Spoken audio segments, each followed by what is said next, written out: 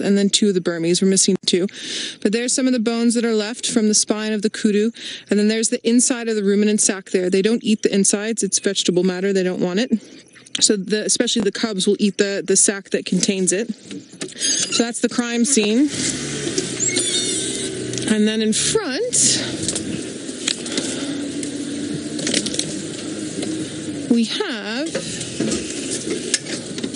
our boy. Hello, boy. Now, this morning, he was just behind us, and he had taken part of what was left of the kudu, which is really not much, and was keeping it to himself. He was chasing everyone away, and his brother was sitting in the rain. He didn't even have his little mohawk anymore. It was just like flat hat head. It was horrible. And now he's moved about, I don't know, I would say 50 foot, roughly, and now he's just eating the tiniest little bits of that kudu. Now, we talk about lions often whenever we can see them, and especially because it's Big Cat Week on Nat Geo Wild. And don't forget, for anyone watching from the States, on the 14th, during Big Cat Week on Nat Geo Wild, we have our special live show at 10 o'clock Eastern Time in the States. And hopefully we'll have lots of big cats around then. The sticks went south over Little Gallery after they were finished eating. And then I don't know where the other 2 Burmese were. We heard a 3rd one this morning. The 2nd one that was here is no longer here. And then the 4th one, you know, you all would know as much as I know, possibly on someone else. Well, it's definitely somewhere. He's just not here. So we talk about big cats and how greedy they are, specifically lions, and how lions don't like to share. And I'm trying not to make a pun there, so I'm going to leave the rest of that sentence alone. So basically what he's done is, it doesn't matter that there's nothing left. This is the equivalent of you taking the last piece of cake and then taking the cake plate and licking all the crumbs and then wetting your finger and trying to get the last little bit of icing that's sort of smeared the edge of it off while you're staring out of the corner of your eye at, I don't know, your brother or your aunt or your uncle pick something who actually wanted the cake. So he's chased everyone away. So for anyone that's sensitive and doesn't like watching predators feed themselves, might look away. I find it fascinating because it is part of nature and what nature does, and an integral part. And if you are out there and you can get a good view of him, and anyone that has been following the show for a very long time, that keeps track of all the different Birminghams, all 4 of them, and what their names are, if you want to share with any of our new viewers what this is. You guys did some wonderful gifts for our new viewers when we were talking about Hasana and Tingana the other day. So if you would like to do something similar for our new viewers and put up a couple of gifts so that everyone that might just be joining us now can also know what you all know, that would be really great.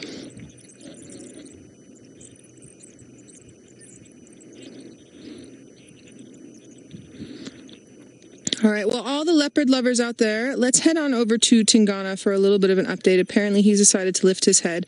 This guy is going to keep on chewing on this kudu carcass, so we will stay here, and we'll see you just now. Do cats suffer from insomnia? Lions definitely don't suffer from insomnia. They sleep for 16 to 20 hours a day. But they don't sleep like we sleep. Sorry, guys. Hold on one sec. It was cold this morning, and I've got a little bit of a cough. Please excuse me. But they don't sleep heavy like we sleep. They sleep sort of a little bit here, a little bit there. That being said, though, I've seen big males like this going into a REM cycle where they're obviously dreaming and sort of twitching their limbs. And if you have a domesticated dog, similar fashion. So what he's doing here, and you'll see it really nicely, is he's licking the skin, licking with his rough tongue, pulling the skin off with his front teeth, and then trying to get his carnassial shears, his molars, onto what is left of that meat, and then chewing it with a crunching noise. Those carnassial shears are very, very, very sharp. They can't chew with their front teeth like we do. Yeah, he knows I'm talking about him. He's also super annoyed. There's lots of flies around him. The light's really difficult right now because it's such a bright day, and he's found this funny little shady spot that's casting interesting shadows. So the detail is not as good as I would like. I haven't even taken any photos because it's not quite where I want it. What I want him to do is I want him to stand up and reposition a little bit, because when he stands up and repositions, then we're going to get a lot better light. But obviously the shade for him is a better spot. It keeps him cooler and helps him with the digestion of his food.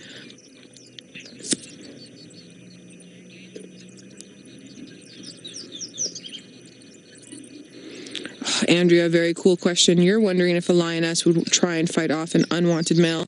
Andrea, most definitely. One of the places that I worked at for a while had a coalition takeover, and one of the prides that was falling into that scenario had little cubs, and I watched one of those females beat up those new males like you would not believe. I also worked on a property that had a female that broke away from her pride and did not want to be around her pride members at all, and she would fight off not only the other females, but she would fight off the one male that was there as well, and really sort of give him a go. I've also watched a female that had two males, a father and son, that were fighting, both fully grown, and she got in the middle of the two of them, beat up the older male, the father, and then sort of glared at her son like, you two are idiots, stop it now. I've watched a female do that with two males in a coalition on somewhere else where I've worked as well, and instead of sort of being submissive with her, as what will normally happen, they turned tail on her and ended up injuring her quite badly. It gets quite fierce. But I mean, the claws and the teeth that are involved in these scenarios is hectic. So even if you're trying to be nice, I mean, you can only get sort of beaten up so often before it's just your aggression is going to retaliate. Now, when it's around food like this, it gets even worse, and it's very difficult. There's cubs sometimes die around kills, why when the sticks were here this morning with their 10 cubs, we didn't get to see too much of the scenarios as most of the kill was done, but you would have seen a lot of protection from the mothers. Now, please excuse the sound in the background. I've got another vehicle that's joined me. Mac, you're curious to know if this male lion made the kill. Mac, yesterday afternoon, we were with part of the Styx Pride, and they were looking hungry. Then this morning, we found that same part. It was one female with most of the youngsters, and then they led us into where the kill was with the other two females and the very small cubs and these two males. I have a feeling, Mac, that it was the females that made the kill, but I'm just guessing there. Males do kill for themselves, most definitely. I have a feeling that the two females with the young cubs that we hadn't seen yesterday afternoon might have been attached with one of these males, if not two of these males, and then everyone could have had a hand. But from what I saw with the stomach size of the females and the cubs, I do think that they had the first bites of the meat. I also think one of the reasons why this male is being so overprotective of the skin and bones is that he didn't get enough earlier.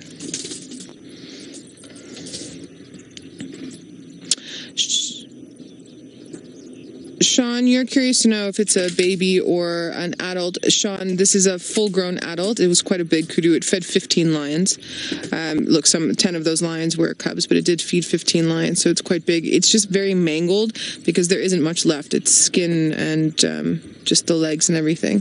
But it's interesting that you asked that, Sean, because earlier today when we were here with our private rehearsal, I was looking at how full everybody was, and actually wondering if possibly there had been a second kill in the area. But from the behavior that the females were giving with the cubs and the where I showed you the ruminant sacks, I have a feeling that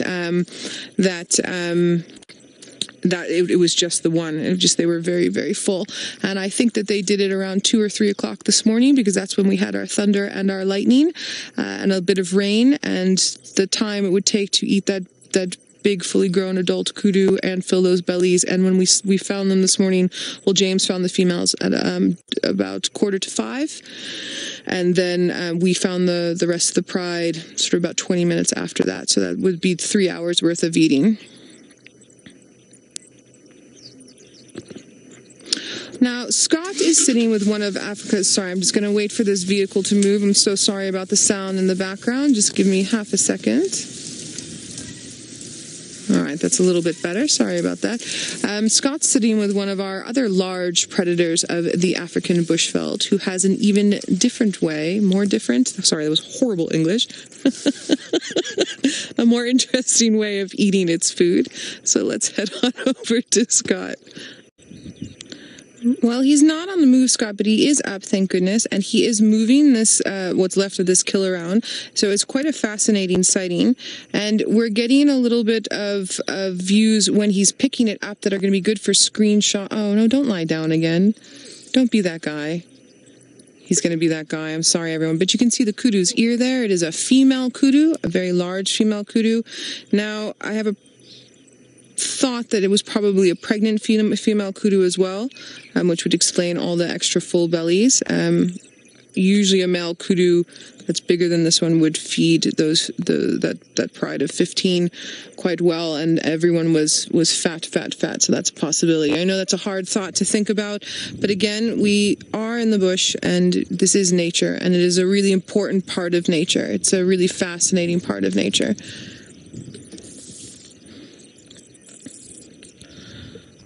Shelley, what a good question. Shelley, you want to know, will male lions kill their own cubs over food? So Shelley, lions, male or female, work very similar. I'm going to put it in a human perspective, where you get good parents and you get bad parents. Now, that can be the way that they take care of their cubs and things like that. I've seen males sit with tiny little cubs inside their paws while females go out hunting, waiting for the females to come back. And I've seen males just randomly kill their own cubs. So at kills, it would depend on, one, the personality of the male. Two, is the male the father or an older brother? That's another scenario. And then three, just how hungry they were and how tenacious the cubs were being. So I have seen males kill their own cubs at kills. I've seen brothers accidentally kill their siblings. I've seen cubs that are sort of 6 months apart, where it's little sort of 2-3 month old cubs, and then the other one's sort of 8-10 months old, and fighting and accidentally having some injuries that occur from that have resulted in death. And I've seen males that are definitely the fathers of cubs come straight into a kill with females and just decimate whole litters just because they hadn't eaten so long. So yeah, that scenario does take place. For me, what's really important to take, not just out of your question, it's a very interesting question, but just out of the whole talk about lions as well, is everything is different and every scenario is different. So it's not really black and white. There's lots of shades of gray around it. But yeah, the personalities definitely play a huge role for me, in my opinion, and in my experience. You guys are doing good with the questions today. You always do good with the questions. You've got some really great stuff coming through.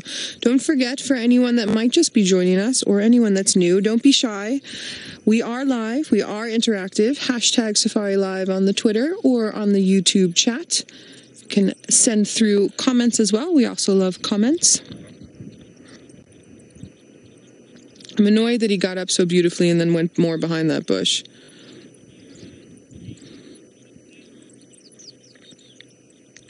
A few of you out there are wanting to let me know, for any of the new viewers that are watching with us, that this is the Birmingham male that you all have decided to call Tinyo. So that is him. Thank you very much for that. Now, again, for anyone that's new with us, the Birminghams used to be a coalition of 5. They are now a coalition of 4. One passed away. And they were born in very early 2013. So they're just under... They're 5.5, just under 6 years old.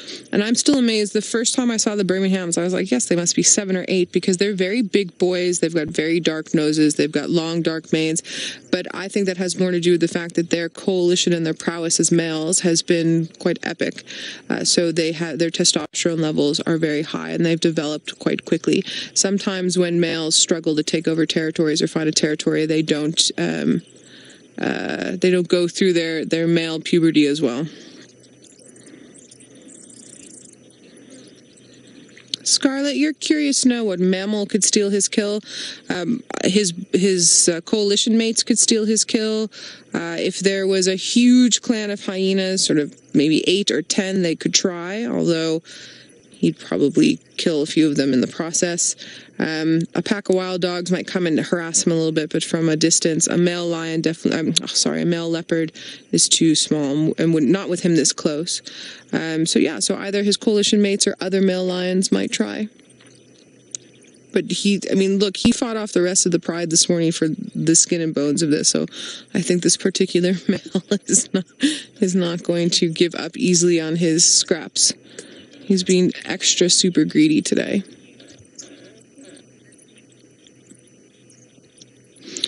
All right, now from one big cat in Africa to another, let's head back to my friend Tristan, who is busy with our prince or duke or king, however we're calling him these days, Tingana.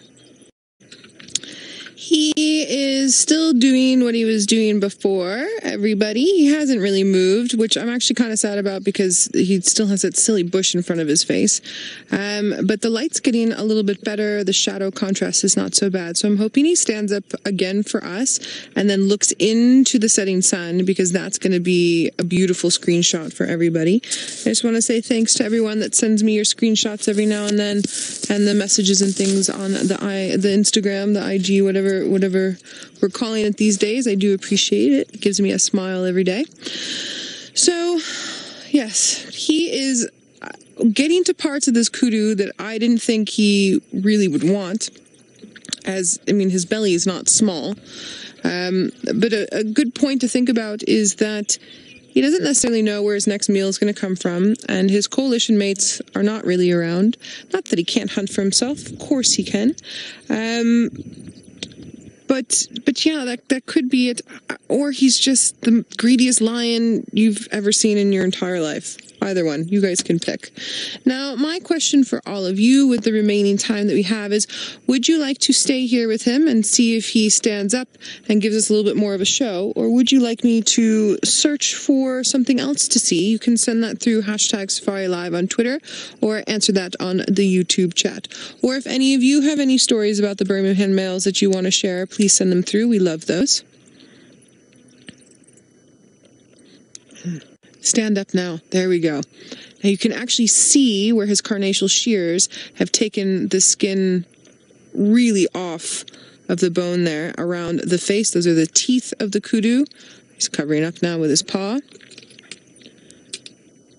Can we hear that?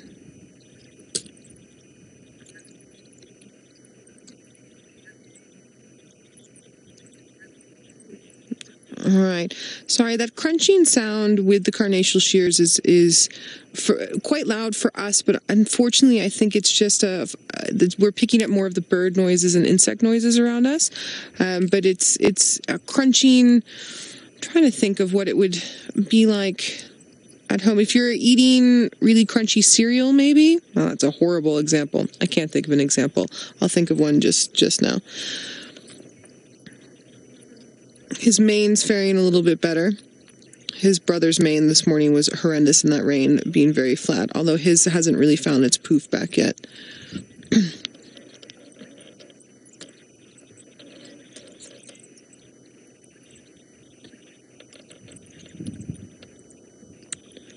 Oreo Boots, you're curious to know if any or all of the big cats that we have here have pink padded paws. Oreo, they're actually black on the bottom. Those pads are a very dark sort of charcoal black color. I don't know about any of the other large cats. There's 8 large cats across the world. We only have 3 on the continent. So I'd be interested to know if any of the others do, but I have a feeling that they're also probably a dark color, similar to ours, and it's very rough. They're rough like sandpaper and quite hard and calloused, obviously, because they need them to be that way to be able to walk around well. There's the gruesome side of that kudu face. Again, for anyone that's sensitive, this is not the sighting for you. For anyone that enjoys the predator-prey action, this is definitely a sighting for you.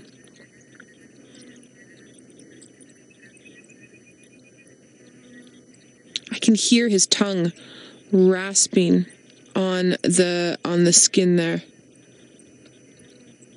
But I think it's a little bit too light. Senzo has pointed out that there might be a little bit of a sunset behind us. Sense, do you think we should get the sunset a little bit for everybody? We haven't really had a chance to spend as much time as we normally like to spend with you, because we've been gearing up for our very special live show on Thursday. Yes, Thursday. Friday for us, but Thursday for the States. And you know we all love a sunset, so there's actually quite a nice view here. So I think, why don't we take a little moment and look at it going through the leaves of those marula trees there.